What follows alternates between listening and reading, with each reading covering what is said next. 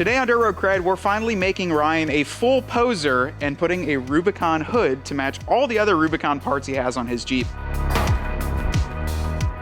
We've got a 2024 Rubicon hood in Anvil that Kevin at KMG Detailing completely coated already, got it buffed out, and has it completely set up. If you guys don't remember, we had all of our Jeeps detailed, ceramic coated and everything here in the shop, and he was gracious enough to get this done for us, and we're now gonna swap Ryan's Anvil hood with this one. Now, we got this from a good friend of ours, Mike from Taser. He's building a 24 Anvil and he put a 392 hood on, so what a perfect swap. We have a couple things to do though first. We got to swap a lot of things over. Your windshield sprayers, we got to put new hood vents, which we've got a lot of parts laid out on the table there. And then Kevin actually took it a step further, and we'll talk about this once we pop Ryan's hood off, but we put a little bit of extra coating on this to help prevent what Jeep should have done from the factory. Now, this is a 24 hood. It's the only one that would have been available in Anvil, and it was pretty rare to find, but we saw it. We were down in Florida, and maybe you have a shot of us loading that into the truck, because this was like the last little Tetris piece on top of all the other parts we brought home was this hood. So we're excited. It's a few months later. It's starting to warm up now, but look at how good this looks. And this is going to match because Ryan's got Rubicon fenders, Rubicon axles, a lot of other Rubicon bits on here. So it's only fitting to put the hood on. I really like it too. It's classy without the Rubicon lettering on the side. I'm used to seeing with the Rubicon lettering. This looks really, really clean. But now we're going to leave this sit here. I grabbed this mini hammer and we're going to start pulling Ryan's hood off. The first step is probably the worst part of this. I don't want to say it's the worst part because then something else will be worse, but it's getting the T50 Torx bolts out of the factory hood because you have to almost hammer the bit in. So they put these bolts on to mount the hood on first and then they paint them. So you've got to hammer them in. And this one already felt like it really didn't want to go. So, but we got it loosened up here. See, we got that one started. So what we're doing here, this is like a tricks with any Torx set, is to actually just pound them in a little bit. So like this one here, get it lined up, pound it in, because the paint actually creates a little bit, probably like 1/2 mil thickness, and the bit doesn't fit in nicely, but we've got a little bit of hammer in there, and let's see if we can.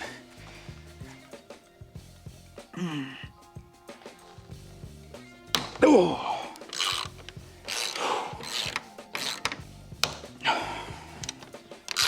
So that cracking is actually the paint breaking. That's what you're hearing. Which actually then, this is bad, but I think once these break free, also this almost like seals to it a little bit too. Because remember, they don't coat underneath. Ryan, you ready to see the beautiful surprise underneath these? And then we'll go show what Kevin fixed on these. Ready for this? Yeah. You wonder why these corrode so badly? Whoa. No paint, nothing under there. Isn't that cool? Look, just bare. Well, actually yours has the zinc little plate in there, but look, just nice and nothing under there. May as well, just leave it bare. Just paint, just put it on and then paint over it. So that's the problem. Let's go show you what Kevin did to fix it. So we went to our local Miller & Bixler Napa auto store, had them mix a little can of PDS Anvil paint. So this is actually the same paint coat as Ryan's Jeep. They have like just about 3 ounces in here. Kevin used a hand brush and painted all this. So now you're never gonna see it anyways, but we wanted to have the same color. This at least covers up the bare aluminum that's under there. So that's what Jeep should be doing from the factory. We just had to do it ourselves. But that's what it looks like, coated up. And I think that's exactly what it needed to be. So at least we have some coating on here for the future. Hopefully that holds up a little bit better and we'll see. That's disconnected. We could probably flip it up on the top of it because it will work under here. So this is flipped over, the sport hood. We got to swap a couple things off. The hood catches for the upper part here. We've also got to swap over the seals for the back side of the hood, washer fluid, and then we're going to try a couple things. So I'm probably not going to swap over your prop rod because we have some struts back at the house, but we got to swap over the latch, the spring here, and then we're going to see if this fits. I'm curious to see if it does. I don't know if it will, but from what it looks like online, the insides of these hoods are pretty similar. So then we'll get this all mounted back up in. And then where the Rubicon vents are, you just kind of cut a little bit away for those new filters on. But it kind of looks like it already's got a little bit of indent here. I wouldn't see why they would make 2 parts, but it's Jeep, so. Just gonna kind of take pieces over at once at a time. That way we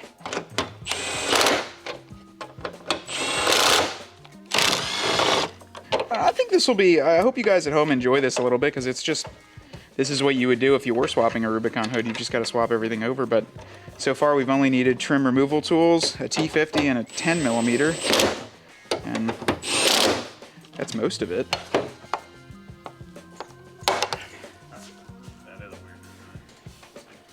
See it? So there you go, close-up shot. There's a pin on this side and a pin on this side, both that need to be like pressed in to pop it out. We only broke a little chunk off, so it's okay. Don't worry about it, Ryan, it's under warranty. So we're gonna put it back in. Now it holds your hood prop rod, which we're not gonna need, but may as well. Now let's go break as many Christmas trees as we can.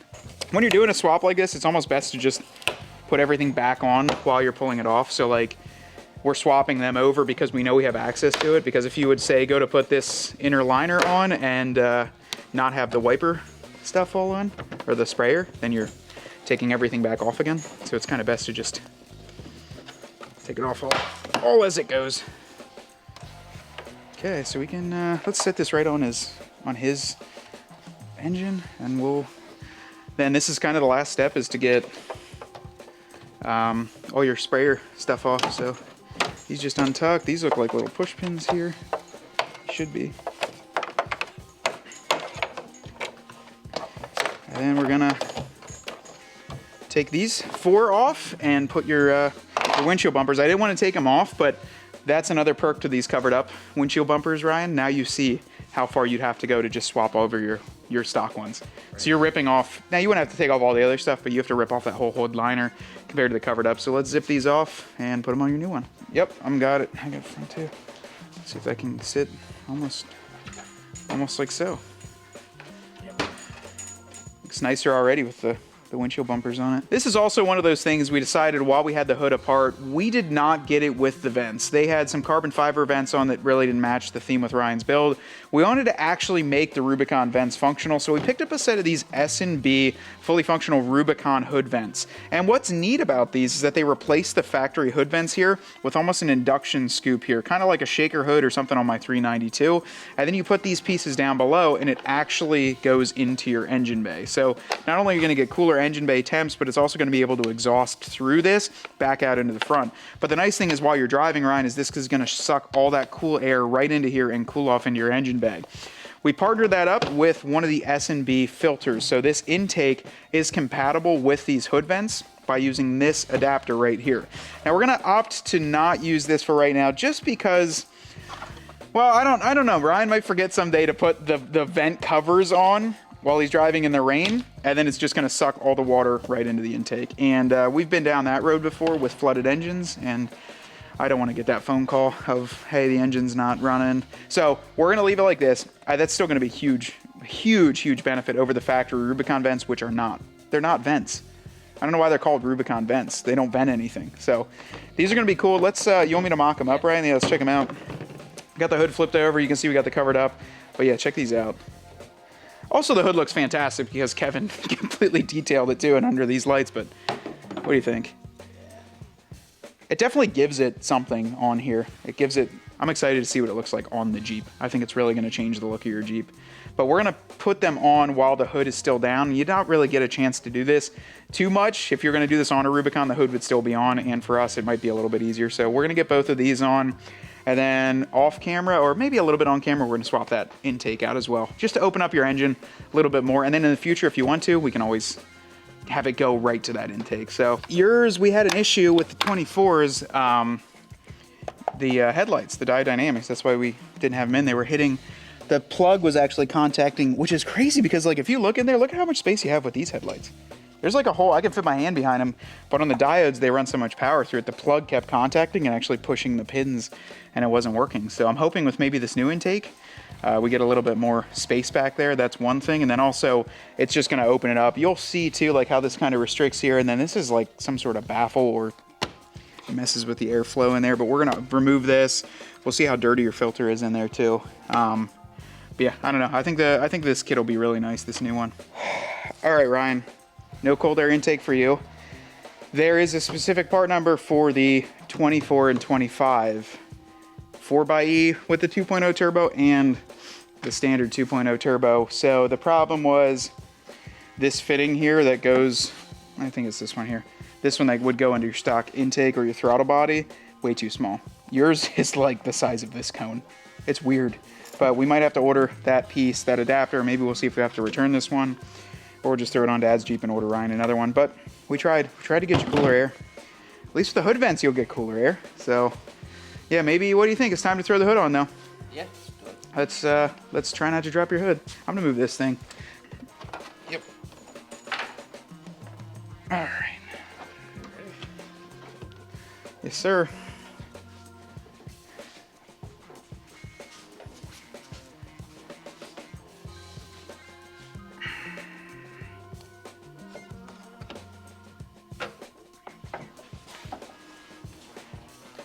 Yep, should set right down.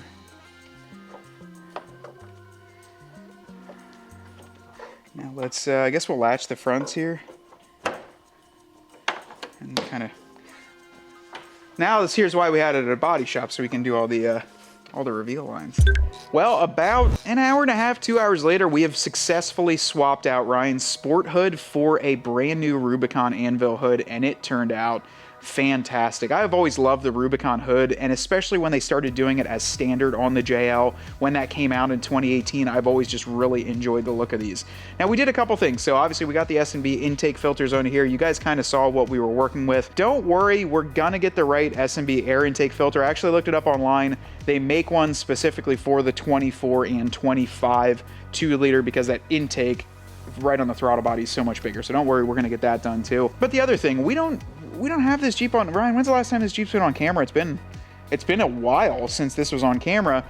We kind of go through our builds, and the focus was the 41 build, get that thing done, and now that we're kind of nearing completion with that, we'd like to get all the other builds back into the shop and just start tinkering with them and putting on some final touches before Daytona Jeep Beach. Now, that's going to be our first huge show of the season, and we've just got some things to do. We've got a list of things to do to Ryan's Jeep, my Jeep, Dad's Jeep, even the 41 build, and we've only got like 4 weeks to get it all done. So we've definitely got a lot to do in a little bit of time. Now, I do like what's going on with the hood here, but I do think there needs to be a little bit of color. So on Ryan's, you don't have the Rubicon side decal because it's not a Rubicon, and then there's nothing in the center, but we're trying to tie in some of this gold. So let us know in the comments what you guys think. We're almost thinking about either paint matching these gold or anvil, maybe something with the covered up windshield bumpers.